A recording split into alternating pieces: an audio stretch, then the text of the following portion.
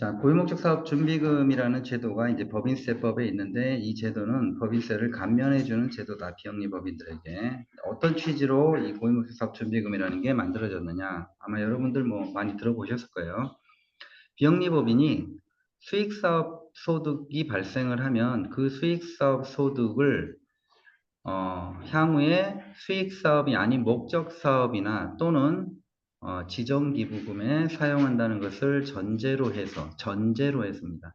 여기서 이제 교재가 지금 지정기부금이라고 되어 있는데 예전 용어를 제가 그냥 그대로 가져왔는데 지금 이 용어가 좀 바뀌었죠. 일반기부금이라는 용어로 바뀌었죠. 그래서 예전에는 법인세법이 우리 이제 뒤에서 기부금 이야기 잠깐 하겠지만 법정기부금, 지정기부금 이렇게 구분을 했습니다. 세제 특례를 주는 기부금을 법정기부금, 지정기부금 이렇게 구분을 했는데 지금은 특례기부금, 일반기부금 이렇게 이야기해요. 예전에 법정기부금을 지금은 특례기부금이라고 하고 예전에 지정기부금을 지금은 일반기부금이라고 이렇게 불러요. 그러니까 이제 지금 용어로 하면 일반기부금을 말하는 겁니다.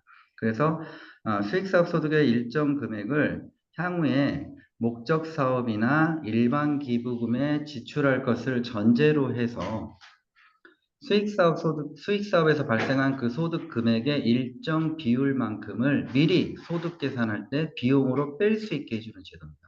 소득 계산을 할 때 비용으로 미리 뺀다라는 말의 의미는 무슨 말이냐? 소득이라고 하는 것은 들어온 수입에서 비용을 차감해서 계산하는 거거든요.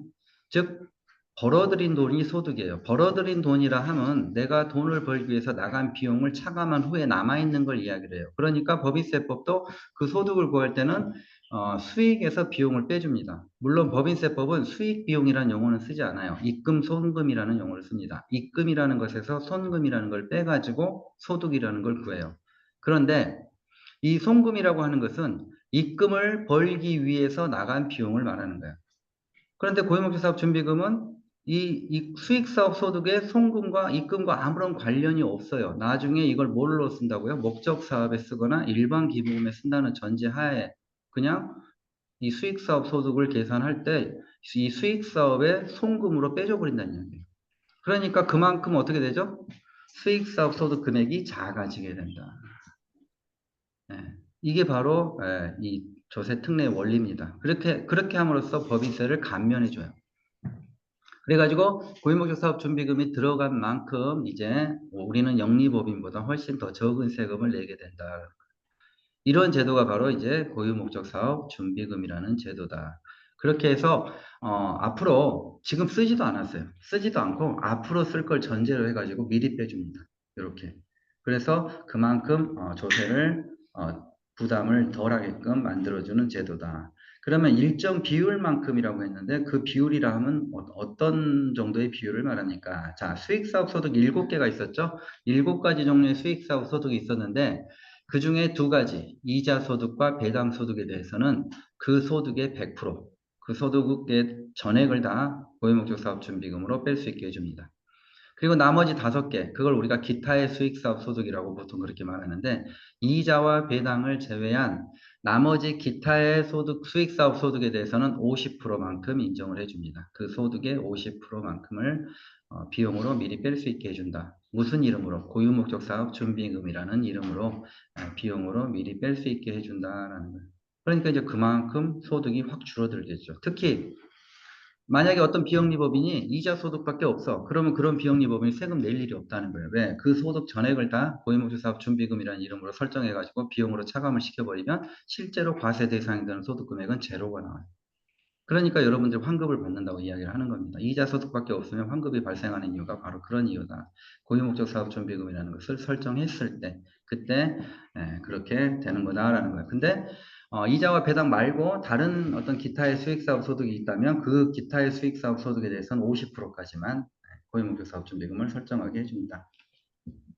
다만 기타의 수익사업 소득에 대해서는 50%가 원칙임에도 불구하고 특정한 비영리 법인들에 대해서는 기타의 수익사업 소득에 대해서도 80% 또는 100%까지 고유목적 사업 준비금을 설정하게끔 허용해 주는 것들이 있어요. 가장 대표적인 게 뭐 예를 들면 사회복지법인이라든가 학교법인이라든가 이런 데들은 소득의 종류와 상관없이 소득 전액을 다 고유목적 사업 준비금으로 설정할 수 있어요. 그러니까 실질적으로 학교법인이라든가 사회복지법인은 세금을 내지를 않아요. 현실적으로. 예, 이자와 배당 말고도 다른 수익사업에 대해서도 소득의 전액을 다 고유목적사업준비금으로 설정하다 보니 정상적인 상황에서는 세금 낼 일이 없더라라는 겁니다. 이렇게 파격적인 세제 혜택을 주는 게 바로 고유목적사업준비금이라는 제도이다. 그런데 계속 우리가 강조하지만 이 감면이 취지가 있어요. 취지가. 수익사업에서 번 돈을 가지고 어디에다 써라? 목적사업. 수익사업이 아닌 목적사업에 갖다 충당해라라는 전제하에 해주는 겁니다. 그런 취지하에 해주는 거예요. 그러면 감면해주는 국가 입장에서는 그 취지가 제대로 이루어지고 있는지 안 이루어지고 있는지 나중에 사후 관리를 해야 되는 게 너무 당연한 이야기예요. 그래서 맨 마지막 세 번째를 보시면 이제 그 사후 관리에 대한 이야기가 나와요. 고유목적 사업 준비금은 수익 사업에서 발생한 소득 금액을 고유목적 사업에 사용할 것을 전제로 해서 미리 비용으로 인식할 수 있도록 법인세법이 혜택을 부여해 주는 것이기 때문에 이제 그 취지에 따라서 고유목적 사업 준비금을 송금으로 계상한 사업연도 종료일 이후 몇 년이 되는 날까지 5년이 되는 날까지는 실제로 고유목적 사업이나 일반 기부금에 지출을 해야 됩니다. 그 기한을 법인세법은 몇 년을 주고 있냐? 5년을 주고 있다. 그래서 5년 안에는 이 고유목적사업 준비금을 목적사업, 고유목적사업, 이 고유목적사업은 계속 강조하지만 법인세법상 수익사업이 아닌 고유목적사업을 말합니다. 그래서 법인세법상 수익사업이 아닌 고유목적사업이나 또는 일반 기부금으로 모두 지출을 해줘야 된다라는 거예요. 자, 그러면 이런 고유목적 사업 준비금이라는 이런 좋은 제도가 있는데 이런 고유목적 사업 준비금은 어떤 비영리 법인에게 설정하는 것이 허용됩니까? 법인세법상 우리 앞에서 납세 문제를 잠깐 봤는데 법인세법상 비영리 내국법인에 해당하는 모든 법인에게 허용되는 겁니까? 그렇지는 않아요. 그렇지는 않고요. 지금 여러분 보시는 것처럼 맨 앞에 나와 있는 이 비영리 내국법인이라고 하는 것은 실제 법인격을 부여받아서 법인 등기가 되어 있는 법인만 말합니다. 앞에 있는 비영리 내국법인, 즉 고유목적 사업준비금을 설정할 수 있는 법인세법상의 비영리 내국법인은 법인 등기가 되어 있는 법인격을 부여받은 법인만 이야기를 해요. 즉 단체지만 그런 법인격을 부여받지 못하고 단체로 존재하는 애들은 법인세법에 의해서 법인으로 취급을 받더라도 고유목적 사업준비금을 설정할 수가 없습니다. 그러니까 법인세법에 따라서 납세 의무자는 될 수 있지만 고유목적 사업준비금은 설정하지 못해요. 원칙적으로. 그러니까 고유목적 사업준비금을 설정할 수 있는 비영리 내국법인은 법인격을 부여받은 그런 내국법인을 말한다. 원칙적으로. 그리고 법인으로 취급은 되지만 법인격을 부여받지 못한 단체들은 그 밑에 나와 있는 세 종류의 단체들에게만 고유목적 사업준비금을 허용합니다. 그래서 시행령, 법인세법 시행령 39조 1항 1호에 해당하는 단체라든가 법인으로 보는 단체 중에서 법령에 의해서 설치된 기금이라든가 법인으로 보는 단체 중에서 공동주택관리법에 의해 공동주택의 입주자 대표회의 또는 임차인 대표회의 또는 이와 유사한 관리기구. 그러니까 법인으로 보는 단체 중에서는 법인이 아니지만 그냥 법인으로 보는 그런 단체들 중에서는 이 세 가지 종류의 단체들만 고유목적 사업준비금을 설정할 수 있다. 그 중에 이제 법인세법 시행령 제39조 1항 1호에 해당하는 단체가 바로 우리가 익숙하게 알고 있는 소위 말하는 일반 기부금 단체, 예전에 지정 기부금 단체들이에요. 그러니까 이런 일반 기부금 단체 또는 지정 기부금 단체는 꼭 법인격을 부여받지 않더라도 법인세법상 고유목적 사업준비금을 설정할 수 있다라고 하죠. 그리고 또 이런 기부금 단체를 이제 예전에는 우리가 뭐 지정 기부금 단체니 일반 기부금 단체니 이렇게 불렀는데 법인세법이 또 용어를 하나 만들었어요. 공익법인 이렇게. 그러니까 법인세법이 말하는 공익법인 바로 이런 기부금 단체를 말합니다. 근데 이게 이제 상증세법에서 말하는 공익법인과 좀 혼란이 올 수 있는데 상증세법도 공익법인 등이라는 용어를 쓰고 있는데 법인세법도 동일하게 공익법인이라는 용어를 쓰는데 범위가 서로 달라요. 법인세법이 말하는 공익법인과 상증세법이 말하는 공익법인 등의 범위는 좀 다르다. 상증세법이 말하는 공익법인 등의 범위가 더 넓어요. 상증세법에서 말하는 공익법인 등의 범위는 법인세법에 있는 공익법인을 포함한 다른 공익법인들까지 이렇게 포함하는 개념이고 어쨌든 법인세법도 이제 어떤 기부금 단체들에게 공익법인이라는 용어를 사용하고 있다. 뭐 이런 정도 알고 계시면 되고요.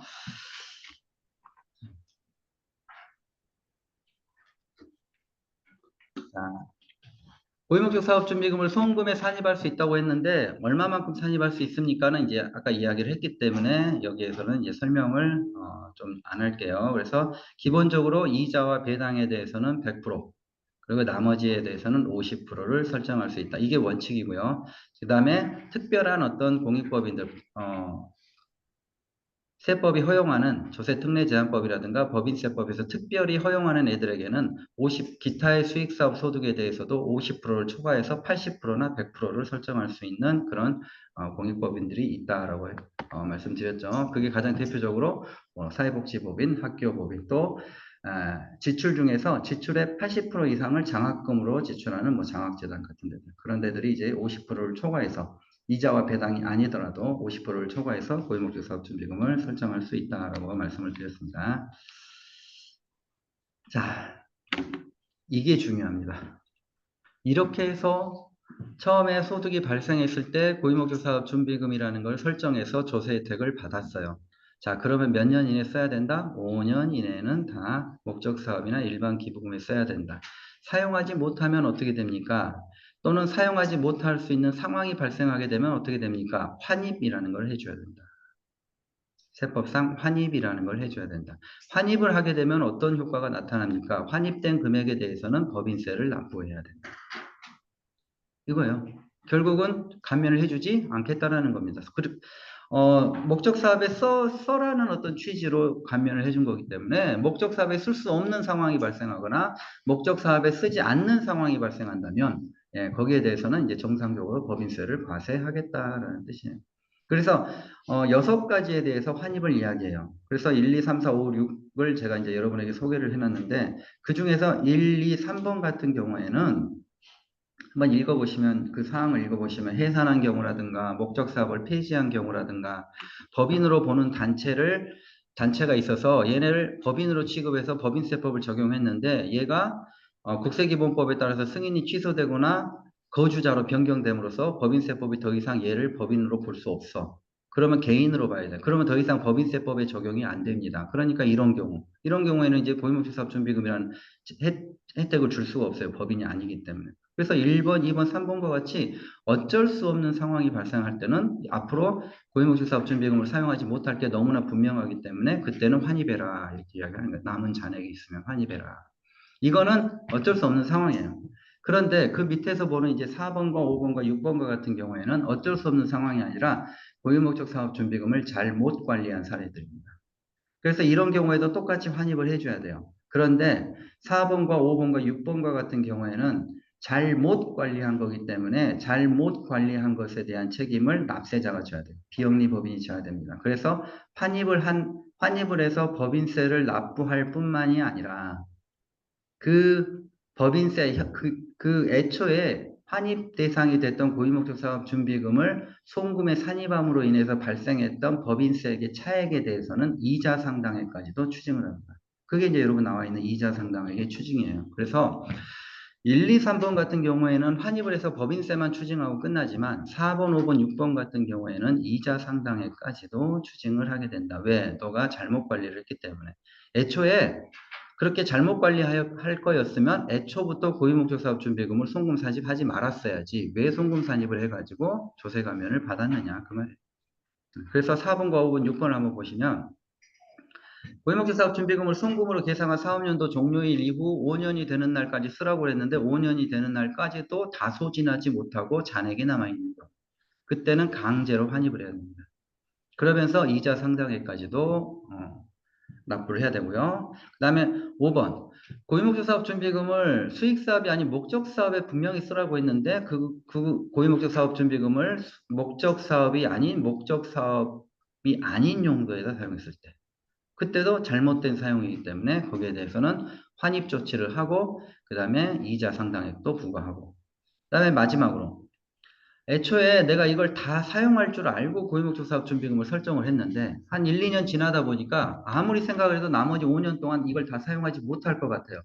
그러면 5년까지 기다렸다가 남은 잔액을 강제로 환입하게 되면 이자 상당액의 부담이 커질 것 같아. 그러니까 이거 내가 미리 지금 사용하지 못할 것 같은 금액을 미리 좀 환입해야 되겠다. 이럴 수 있어요.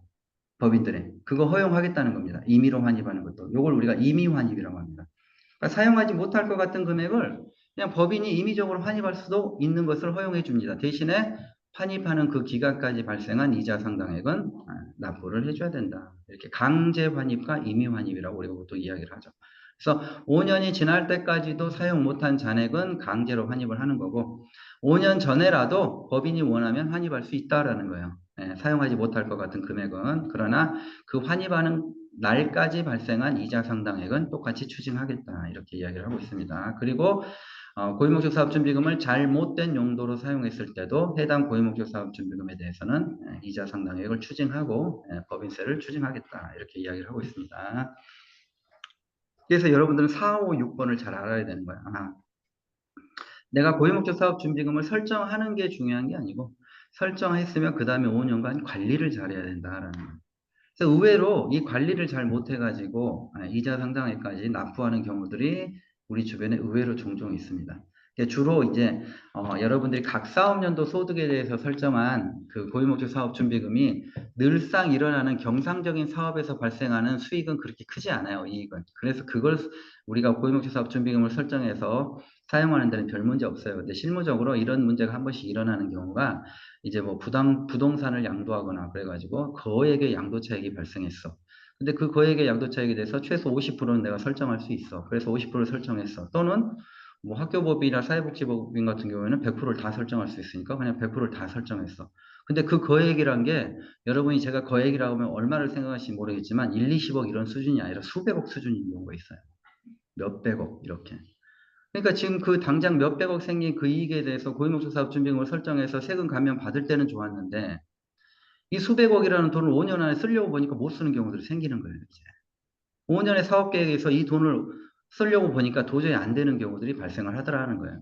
그래서 그걸 다시 입금 산입하게 돼서 입금 산입하면서 이자 상당액까지 무는 경우들이 종종 우리 주변에서 발생을 하고 있습니다. 그래서 그냥 소소하게 경상적인 어떤 사업에서 발생하는 고유목적 사업준비금을 관리할 때는 별 문제가 없는데 한 번씩 갑자기 거액의 어떤 이익이 발생을 해가지고 그거를 그냥 별 생각 없이 당장 조세 감면만 생각을 해서 고유목적 사업준비금을 설정했는데 그게 나중에 그 비영리법인의 발목을 잡는 수가 있더라라는 거예요. 그래서 그 거액의 어떤 이익이 발생을 했을 때는 좀 고민을 해봐야 돼요. 이거를 내가 지금 당장 고유목사준비금을 설정해서 세금을 감면받는 게 좋긴 하는데 이걸 과연 우리 사업계획상 5년 안에 다 쓸 수 있을까? 못 쓸 것 같으면은 처음부터 못 쓸 것 같은 금액에 대해서는 미리 세금을 납부하는 게 좋다는 거예요. 즉 고유목적 사업 준비금을 꽉 채워서 설정하지 말고 못 쓸 것 같은 금액은 고유목적 사업 준비금을 설정하지 말라는 겁니다. 쓸 수 있는 금액까지만 고유목적 사업 준비금을 설정하라는 거예요. 고유목적 사업 준비금은 여러분에게 송금 한도에 대해서 송금으로 산입할 수 있는 한도만 제시하지 고유목적 사업 준비금을 강제적으로 여러분에게 산입하라는 이야기를 안 해요. 그러니까 세법은 고유목적 사업 준비금을 강제적으로 너네들이 설정해야 돼 이런 말을 하지 않습니다. 설정할 수 있도록 해주는 거지 설정해라가 아니에요. 그거는 뭐냐면 이런 사후 관리가 있기 때문에 여러분들이 5년간 이걸 다 소진할 수 있으면 조세 감면을 받으시고 그걸 소진하지 못할 것 같으면은 이런 한도 내에서 한도에 얼마든지 미달하게 설정을 해서 딱 쓸 수 있는 만큼만 조세 감면을 받으세요. 이런 취지.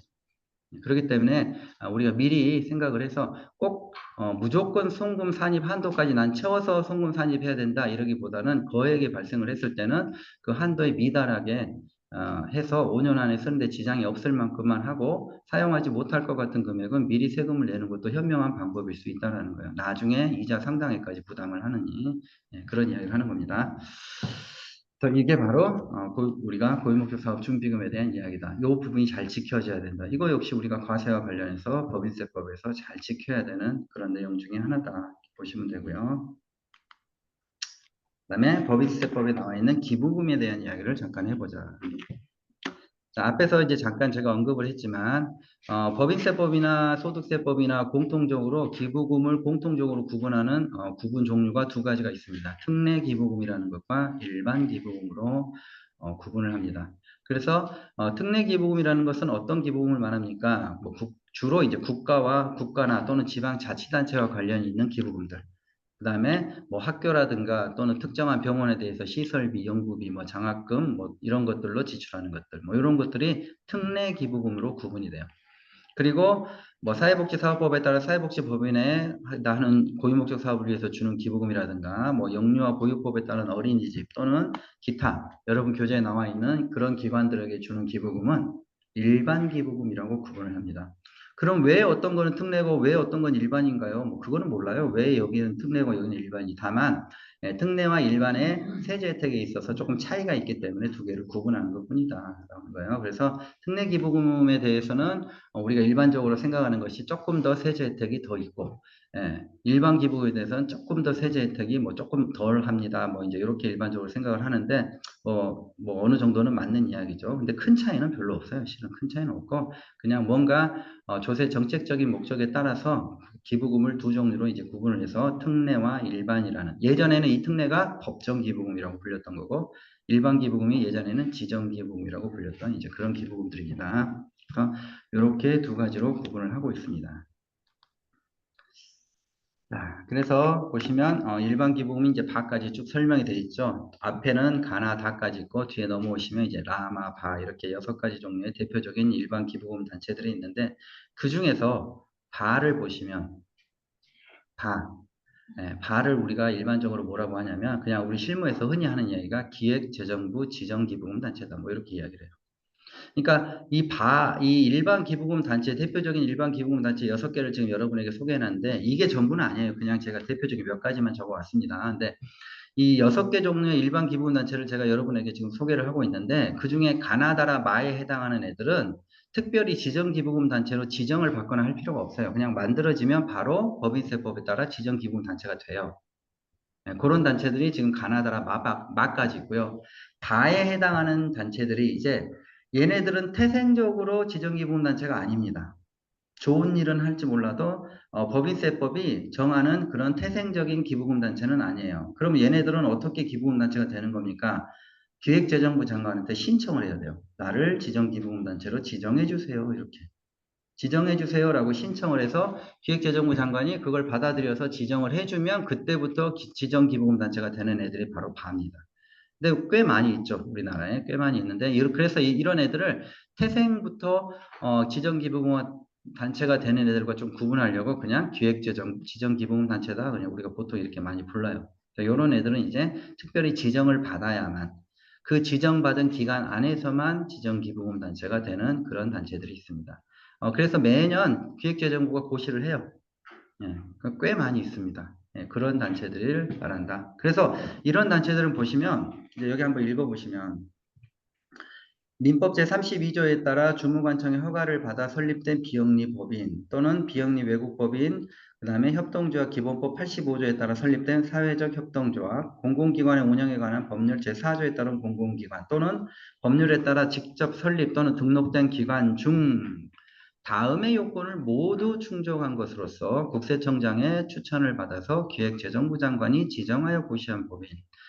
보다시피 이렇게 지정을 받으려면 만족시켜야 되는 요건들이 있다라는 거예요. 그래서 그런 요건들을 만족시키면서 이제 신청을 해서 기획재정부 장관이 지정을 해주면 비로소 지정기부금단체가 된다라는 겁니다. 그러면 어떤 요건을 갖춰야 됩니까? 자, 지정기부금 단체로 지정받기 위해서 갖춰야 될 요건이 가나 다 뭐 이렇게 나와 있죠. 뭐 이런 것들. 예. 그래서 이제 이런 요건을 갖추어 가지고 지정기부금 단체를 뭐 하게 돼 있다, 요청을 하게 돼 있다, 뭐 이렇게 돼 있고요. 그거 외에 이런 요건 외에도요. 기획재정부 지정기부금 단체가 됐던 아니면 태생적으로 지정기부금 단체가 됐던지 간에 법인세법이 너가 기부금 단체인 이상 지켜야 될 것들이 있어라고 말하는 게 몇 가지가 있습니다. 그게 이제 여기 나와 있어요. 1번, 다음의 요건을 갖춰야 된다. 가나다. 근데 이 요건은 기획재정부 지정기부금 단체만 이 요건을 먼저 항상 갖추고 있어야 돼요. 그리고 이제 두 번째, 그런 거와 상관없이 모든 기부금 단체는 해산하는 경우에 자녀 재산을 국가나 지방자치단체 또는 유사한 목적을 가진 다른 비영리법인에게 귀속하도록 한다는 내용이 정관에 돼 있어야 된다. 이런 내용을 다 가지고 있어야 된다는 거예요. 지정기부금단체들은 아니 일반 기부금단체들은. 자, 그 다음에 인터넷 홈페이지가 개설되어 있고 인터넷 홈페이지를 통해서 연간 기부금 모금액 및 활용 실정을 공개한다는 내용이 정관에 포함되어 있으며 법인의 공익 위반 사항을 국민권익위원회나 국세청 또는 주무관청 등 공익 위반 사항을 관리 감독할 수 있는 기관 중 한 개 이상의 곳에 제보가 가능하도록 공익 위반 사항 관리 감독 기관이 개설한 인터넷 홈페이지와 해당 법인이 개설한 홈페이지가 연결되어 있어야 되고요. 그 다음에 4번 다음에 가나다라와 같은 의무를 이행을 해야 되고요. 5번 기부금 모금액 및 활용 실적을 매년 사업연도 종료일로부터 4개월 이내에 공개를 해줘야 됩니다. 가와 나에 따라서 공개를 해줘야 됩니다. 다만 우리가 이제 조금 이따 배우지만 상증세법에서 보시면 여러분들이 상증세법에 따라 매년 하는 것 중에 하나가 결산서류 공시라는 걸 해요. 근데 그 결산서류 공시라는 걸 할 때도 기부금의 활용실적 명세를 공개하도록 되어 있거든요. 자, 그걸 통해서 공개할 때는 이걸 별도로 하지 않아도 된다. 뭐 그런 이야기를 하는 거예요. 중복되는 거니까. 예전에 이게 자꾸 중복 문제가 계속 이야기를 나왔었거든요. 법인세법에 따라 이것도 하게 돼 있고 상징세법에 따라 이것도 하게 돼 있는데 똑같아요, 내용이. 물론 조금 차이는 있었지만 그래서 이거 자꾸 중복된다 자꾸 그래가지고 이제 둘 중에 하나만 하면 나머지 하나는 한 것으로. 근데 결산서류 공시가 우선입니다. 결산서류 공시를 하면 이걸 안 해도 되는 걸로 이렇게 이야기를 하고 있고요. 그 다음에 해당 공익법인 등의 명의 또는 그 대표자의 명의로 특정 정당 또는 특정인에 대한 공직선거법 58조 1항에 따른 선거운동을 한 것으로 권한이 있는 기관이 확인한 사실이 없을 것. 공익법인은 정치행위를 하지 말아라는 거예요. 그런 거고요. 자, 그 다음에 각 사업연도 수익사업의 지출을 제외한 지출액의 100분의 80 이상을 직접 고유목적 사업에 지출해야 된다. 수익사업 쪽에서 나간 지출 말고 나머지 지출은 그 지출액의 100분의 80 이상을 무조건 목적 사업에 써야 된다. 요것과 유사한 게 이제 상증세법에도 또 있죠. 그 다음에 사업연도 종료일을 기준으로 최근 2년 동안 고유목적 사업의 지출 내역이 있어야 된다.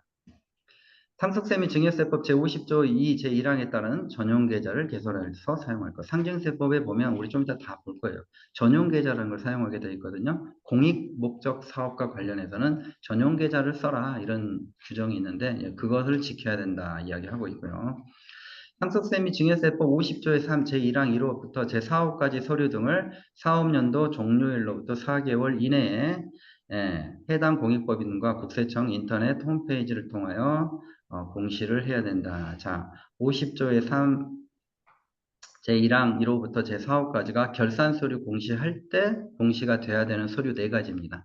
그 4가지를 공시를 해줘야 된다. 다만 상증세법 시행령 제43조의 5 제2항에 따른 공익법인 결산서류 공시를 표준 공시하지 않아도 되는 그런 공익법인은 제외시키겠다. 이런 이야기고요. 상증세법 제50조의 4에 따른 공익법인 등에 적용되는 회계 기준에 따라 주식회사 등의 외부 감사에 관한 법률 제2조 7호에 따른 감사인에게 회계 감사를 받아야 된다. 이게 자꾸 이제 상증세법에 있는 공익법인의 의무를 가지고 끌고 오는 거예요, 자꾸. 이게 상증세법에서 다 나오는 상증세법상 공익법인이 지켜야 될 의무들 중에 하나거든요. 그런데 그거를 법인세법상 기부금단체도 지켜라라고 이야기를 하고 있어요. 그래서 상증세법 50조의 4에 따른 공익법인 등에 적용되는 회계 기준이 여러분들이 이미 다 알고 있는 공익법인 회계 기준을 말합니다. 그 공익법인 회계 기준에 따라 외부 감사를 받아라. 그런데 상증세법에서는 외부 감사를 모든 공익법인에게 받으라고 하잖아요. 자산총액 100억, 수익금액 50억, 기부금 출연받은 재산의 금액이 20억 이상일 때 외부 감사를 받으라고 하거든요. 그 규모에 미치지 못하면 외부 감사를 받지 않아도 됩니다. 그래서 여기도 똑같이 그 규모에 미치지 않는 애들은 받지 않아도 된다라고 이야기해요. 그게 바로 다만에 나와 있는 다만. 다만 상속세 및 증여세법 시행령 43조 3항 4 및 사항에 따른 공익법인들은 제외한다. 이게 뭐냐면 상증세법에서 외부 감사를 받지 않아도 되는 그런 공익법인들을 말해요. 그러니까 그런 공익법인들은 받지 않아도 되고 상증세법상 외부 감사를 받아야 되는 공익법인들은 반드시 외부 감사를 받아라. 뭐 이렇게 이야기를 하고 있죠. 그러니까 의무가 어떻게 보면 상증세법과 많이 겹쳐요. 상증세법에서 공익법인들이 해야 되는 의무들과 많이 겹치는 부분들이 좀 있다. 라고 생각을 하시면 되고요. 이런 의무들을 지키고 이런 의무들을 이행하고 있는지 또 매년 보고하게 돼 있어요. 법인세법상. 자, 그래서 그런 것들을 잘 지키면서 그 의무 이행 여부에 대해서 이제 보고를 해야 됩니다. 자, 그 다음에 이제 기부금 영수증에 대한 이야기를 해보자. 자, 기부를 받으면 법인세법에서는 자, 비영리 법인이 기부를 받으면 기부금 영수증이라는 것을 발급해줘야 된다라고 이야기를 하고 있어요. 자, 그래서 몇 년 전부터 전자기부금 영수증이라는 제도를 지금 들여왔어요, 세법이. 그래서 전자기부금 영수증을 발급해라 라고 했는데 이게 의무가 아니었거든요. 그런데 이제 올해부터 일정 규모 이상의 공익법인들은 의무가 됐습니다. 올해부터. 그래서 직전 사업연도에 발급한 기부금 영수증 금액 총 합계액이 연간 3억 원 이상인 기부금 단체는 그 기부금을 받은 날이 속하는 연도의 다음 연도 1월 10일까지는 전자기부금 영수증을 발급해야 된다. 의무예요, 이제. 직전 기준 3억 원 이상의 어떤 기부금 단체, 그 기부금 영수증 금액상의 총 합계가 3억 원이 넘어가는 그런 기부금 단체는 이제 올해부터 다음 연도 1월 10일까지 전자기부금 영수증을 발급하는 게 의무가 되어 있습니다. 그리고 기부금 영수증을 발급하면 기부금 영수증 발급과 관련해서 우리가 추가적으로 또 지켜야 될 두 가지 의무가 있어요. 기부자별 발급 명세라는 것을 작성해서 보관해야 됩니다. 그래서 기부금 영수증을 발급하는 기부금 단체는 기부자별 발급 명세라는 것을 매년 작성해서 발급한 날로부터 5년간 보관을 하고 있어야 되고요. 국세청장 등이 이 기부자별 발급 명세를 제출하라고 요청하게 되면 그 요청을 받아들여서 제출해 줘야 된다. 근데 요거는 처음부터 제출하는 게 아니라 보관하고 있다가 제출 요구를 받으면 그때 제출을 해줘야 될 의무가 있습니다. 그 다음에 또 하나의 의무가 있어요. 기부금 영수증 발급 합계표라는 것을 제출해 줘야 된다. 그래서 여러분들 아마 매년 할 거예요. 기부금 영수증을 발급하는 기부금 단체는 해당 사업연도의 기부금 영수증 총 발급 건수라든가 금액 등이 적힌 기부금 영수증 발급 합계표를 다음 연도 6월 말까지 세무서에 제출하게 돼 있다. 아마 그래서 올해도 아마 여러분들이 이거를 제출할 거예요. 그런데 전자기부금 영수증을 발급하는 기관들은 이 2번과 3번의 의무를 면제시켜 줍니다. 그러니까 일종의 혜택이죠. 전자기부금 영수증을 발급하는 대신에 2번과 3번의 의무는 면제를 시켜줘요. 그래서 2번과 3번에 보시면 괄호 열고 전자기부금 영수증을 발급한 경우는 제외라고 써놨죠.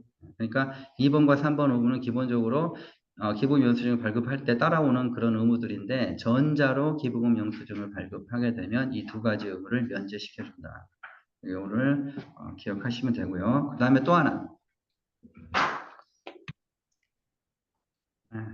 또 하나. 기부자 별 발급 명세의 작성 및 보관과 관련해서는 우리가 방금 살펴봤듯이 기부자별 발급 명세는 내가 작성해서 5년간 보관하고 있어야 될 의무가 있고 제출할 의무는 없어요. 기본적으로. 내가 먼저 제출할 의무는 없습니다. 다만 제출하라는 요구를 받으면 그때는 제출을 해줘야 돼요. 자, 그리고 3번과 같은 의무는 무조건 내가 6개월 이내에 제출을 해야 하라는 의무가 있는 거고요. 자, 그런데 3번을 이행하지 않을 때는 어떻게 됩니까? 기부금 영수증 발급 합계표를 제출하지 않게 되면 어떻게 됩니까? 아직 별도의 페널티가 없어요. 무슨 가산세나 이런 건 아직은 없습니다. 2번은요. 기부자별 발급 명세를 작성해서 보관하라고 했는데 요거 작성하지 않거나 또는 작성해서 보관하지 않거나 하면은 어떤 페널티가 세법상에 따라옵니까? 따라와요. 이거는 가산세가 부과돼요.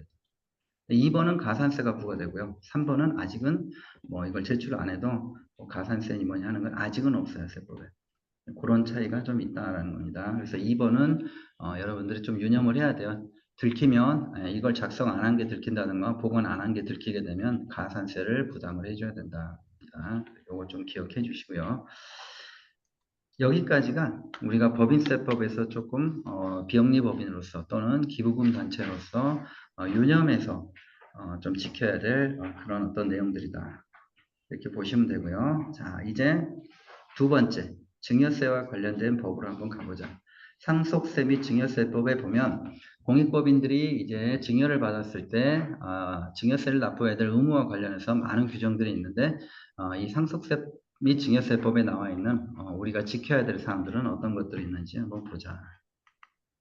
자, 표로 한번 정리를 해봤어요. 쭉 한번 표로 이렇게 요약을 해봤는데 자, 재산을 출연받았을 때 지켜야 될 사항 이렇게 돼 있죠. 여러분들 매년 공익법인 세무 안내라는 책자가 나와요. 국세청에서. 그리고 그 책자가 보면 갈수록 깔끔해지고 내용이 많이 가다듬어지고 있습니다. 그래서 그걸 보시면 실무를 하실 때 많이 도움이 되시는데 거기에도 이런 똑같은 내용이 다 나와 있어요. 그래서 출연을 받았을 때 이런 것들을 지켜야 됩니다. 이렇게 해서 쭉 여러분에게 안내를 하고 있습니다. 근데 이걸 지키지 않으면 그러면 어떻게 되는데요? 증여세를 여러분들에게 부과하거나 또는 가산세를 부과합니다. 이렇게 설명을 하고 있거든요. 그래서 그런 지켜야 될 사항들이 뭐가 있는지 기본적으로 한번 쭉 정리를 해보면, 자, 재산을 출연받으면 공익법인에 한해서 증여세를 면제해 준다라고 배웠습니다. 근데 여기서 말하는 공익법인은 법인세법상의 공익법인을 의미하는 게 아니라 상증세법이 별도로 규정하고 있는 공익법인을 이야기해요. 그래서 엄밀하게 이야기하면 공익법인 등이라고 표현을 하고 있습니다. 상증세법은 공익법인 등 이렇게 표현을 하고 있는데 그런 상증세법상 공익법인 등에 해당하는 공익법인들은 재산을 출연받더라도 일단 증여세를 면제해 줍니다. 48조에 따라서 증여세 과세가의 불산입이라는 조항이 48조에 있는데 그 조항에 따라서 증여세를 면제시켜줘요. 그런데 이 면제가 계속 제가 첫 시간부터 이야기하지만 완전한 면제가 아니더라. 완전한 면제가 아니더라. 뭐 무슨 면제입니까? 그냥 쉽게 이야기하면 그냥 조건부 면제라는 거예요. 조건부 면제. 왜 조건부 면제입니까? 출연받은 재산을 공익 목적 사업에 사용한다라는 전제 하에 증여세를 면제해 주는 거다. 자, 여기서는 이제 법인세법에서는 고유 목적 사업이라는 용어가 나왔지만 이제 상증세법에서는 공익 목적 사업이라는 말이 나와요. 공익 목적 사업. 유사합니다. 우리의 목적 사업을 이야기한다고 생각하시면 돼요. 그런데 법인세법에서는 고유 목적 사업이라는 용어를 쓰고 상증세법에서는 공익 목적 사업이다. 이렇게 이야기를 해요. 예, 거의 비슷하다고 보시면 돼요. 크게 다르지 않습니다. 뭐. 그래서 용어만 좀 다르지 우리의 정관상이나 법령상의 목적 사업이다 이렇게 생각하시면 돼요. 다만 법인세법에서 말하는 고유 목적 사업을 이야기할 땐 주로 수익 사업이 아닌 고유 목적 사업을 이야기한 거죠. 예, 근데 상징세법은 그냥 너의 정관상이나 법령상의 목적 사업을 공익 목적 사업이다 이제 이렇게 이야기를 하고 있습니다. 그래서 일단은 너가 증여를 받으면 그 증여받은 재산에 대해서 목적 사업에, 공익 목적 사업에 쓴다는 것을 내가 믿고 증여세를 면제해 주겠다. 이렇게 이야기를 하죠. 그게 이제 48조에 나와 있는 이야기예요. 대신에 또 똑같아요. 고유목적 사업 준비금처럼 법인세법이 고유목적 사업 준비금이라는 혜택을 주면서 대신에 5년 이내에 써라. 이렇게 이야기하듯이 상증세법도 증여세를 면제해 주는 대신에 출연받은 재산이라든가 출연받은 재산을 매각한 금액이라든가 출연받은 재산을 운용해서 발생한 운용소득은 이제 공익목적 사업에 써야 된다 이렇게 이야기를 하는 거예요. 그래서 출연받은 재산을 세 가지의 카테고리로 구분을 해서 이제 관리를 합니다. 그게 바로 여러분 표 위에 나와 있는 세 가지예요. 출연재산, 출연재산의 매각대금, 출연재산의 운용소득 이 세 가지 카테고리로 구분을 해가지고 관리를 해요. 그래서 일단 출연받은 재산이 있으면 출연받은 재산은 3년 이내에 공익목적 사업에 써야 된다 이렇게 이야기합니다. 3년 이내에. 기간을 3년 줘요. 3년 이내에 공익목적 사업에 써야 된다. 물론 뭐 부득이한 사유가 있으면 그 부득이한 사유가 해소된 날로부터 뭐 1년 이내 쓰면 되는데 부득이한 사유인지 아닌지는 뭐 주무부 장관이 인정을 해줘야 되고 뭐 이런 요건들이 또 있습니다. 그건 이제 별도로 하고 기본적으로 3년 이상 사용해야 된다. 3년 이내에 사용해야 된다라는 거고요. 두 번째, 출연받은 재산이 현금이 아니고 뭐 부동산이나 주식 같은 경우에는 이거를 현금화해서 쓰기 위해서 현금화할 수가 있어요. 자, 그랬을 때 현금화 시키기 위해서 그걸 매각해가지고 발생한 이 돈, 이건 어떻게 보면 직접적으로 출연받은 건 아니잖아요.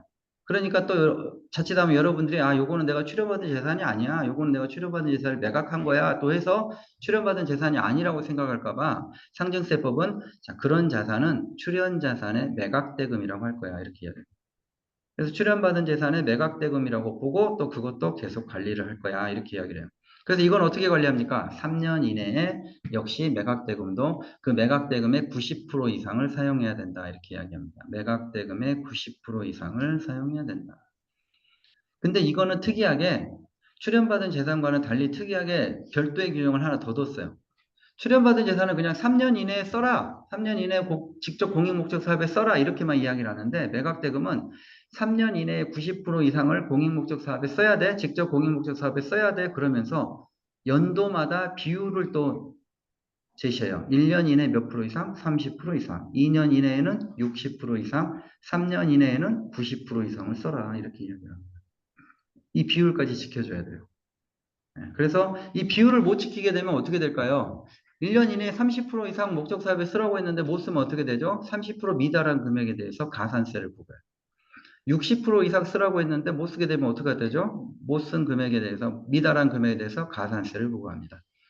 3년 이내에는 90% 이상 쓰라고 했는데 그거 90%를 못 채우면 어떻게 되죠? 이제 3년째까지 가서도 90%를 못 채우게 되면 그 미달한 부분에 대해서는 증여세를 부과합니다. 이렇게 비율까지 사용에 대한 비율까지도 관리를 한다는 거고요. 세 번째, 출연재산의 운용소득이라는 것으로 또 관리를 해요. 자, 운용소득이라는 이 개념은 어디서 나왔냐? 자, 여러분 그 표 맨 위에 맨 위에하고 그 아래쪽 그 다음에 보시면 출연재산과 출연재산의 매각대금에서 보시면 3년 이내에 공익목적 사업 등에 사용해야 된다라고 하면서 괄호 열고 뭐라고 돼 있어요. 보시면. 매각대금도 3년 이내에 100분의 90 이상을 공익목적 사업 등에 사용한다라고 해놓고 사용해야 된다라고 해놓고 괄호 열고 뭐라고 돼 있죠? 수익사업용으로 운용 가능 이렇게 놨죠. 그러니까 이제 제가 이제 여기 칸이 좁아가지고 수익사업이라는 용어만 썼는데 실은 법에서는 수익용 또는 수익사업용 이렇게 이야기합니다. 수익용으로나 또는 수익사업용으로 운용하는 것도 허용을 해요. 그러니까 수익용 또는 수익사업용으로 운용하는 걸 허용한다라는 말이 무슨 말이냐? 출연받은 재산이나 출연받은 재산의 매각대금은 수익용이나 수익사업용으로 쓰는 것도 일단은 공익목적 사업에 쓴 걸로 인정을 해주겠다는 거예요.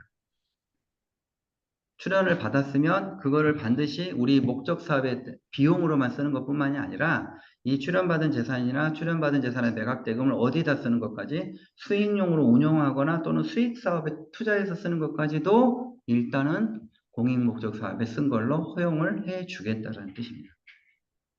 그래서 우리가 뭐 100억을 받았다. 그래서 그 100억을 출연받은 재산을 정기예금에다 다 예금을 했어요. 그러면 일단 그 100억은 공익목적 사업에 사용한 겁니다.